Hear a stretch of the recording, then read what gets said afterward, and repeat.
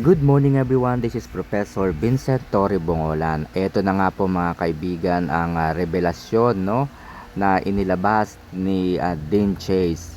Di umano nangyari ang bagay na ito o ang SEX private scene noong kasagsagan po ng issue ng pagkamatay dahil sa pagkalulong sa droga ni Paulo Tantoco.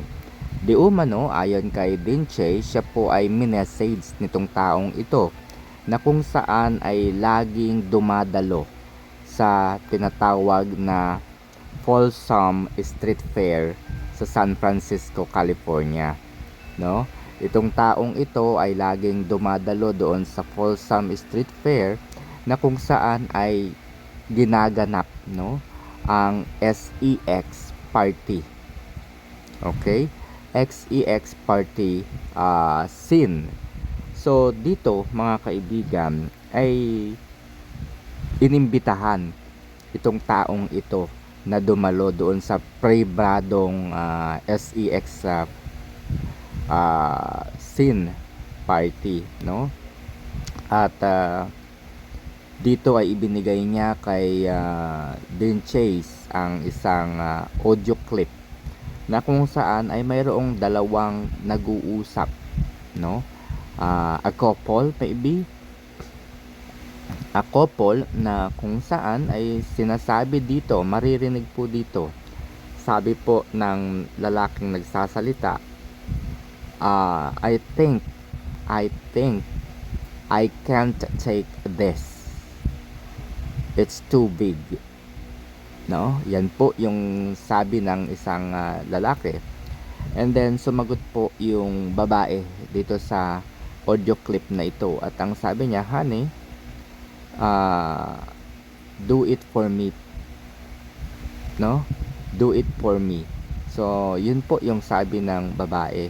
Tapos sabi pa nung babae, dinagdag niya, you like this, right? Or you love this, right? So, my goodness. So, it seems na after that audio, there's a voice na it sounds like napuwitan o pinuwit. I don't know, no? It's, ayun, basta napuwitan. So, ano nga ba ang Folsom Street Fair? This is an annual large-scale street fair in San Francisco, celebrating kink, leather, and alternative sexually held in September and concluding Leather Pride Week.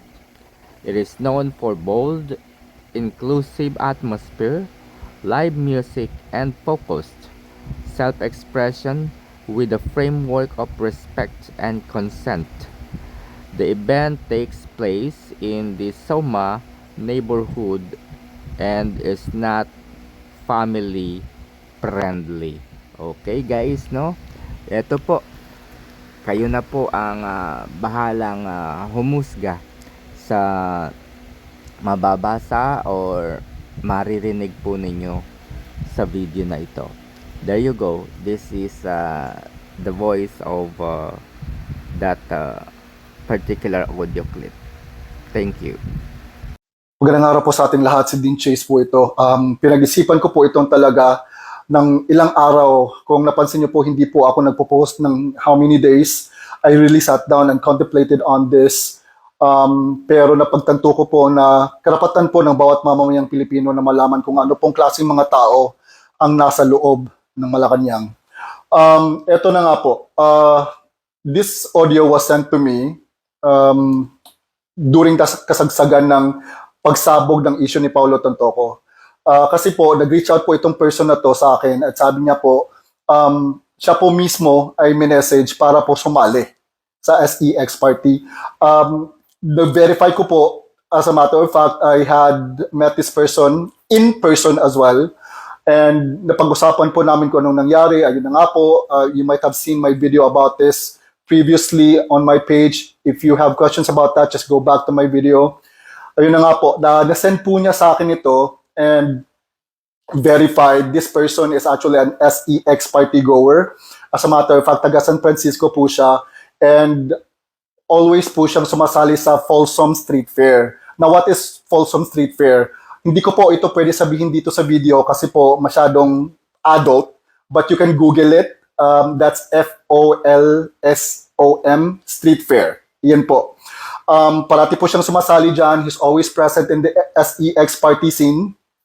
And ayun po, nakareceive po siya ng message tsaka pinasali po siya sa isang private SEX party. At saka ito na nga po ang resulta nito. So, again, before we go to that po, to the audio, let me just say, nakarapatan po nating bawat mamamayang Pilipino na pilitin po natin ang ating Pangulo na mag-take ng hair follicle test. Kasi po karapatan po nating malaman kung nasa maayos po na pag-iisip ang Pangulo natin to lead a country. Kasi hindi po isang, dalawa o tatlong buhay lang ang minamanage niya. Ang dami pong buhay. Buong bansa, buhay ng mga mamamayang Pilipino po ang nasa linya nito. Dapat po tayo magalit. Dapat po nating pilitin. Kasi ito po ang only way na malaman natin kung nasa tamang pag-iisip po ang Pangulo natin. Again, this video is up for interpretation and it's totally up to you.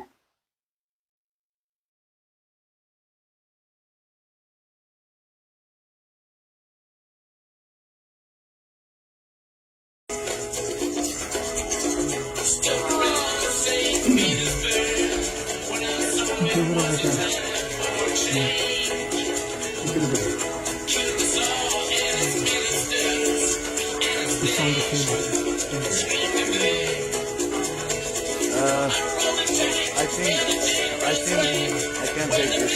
I think it's too big.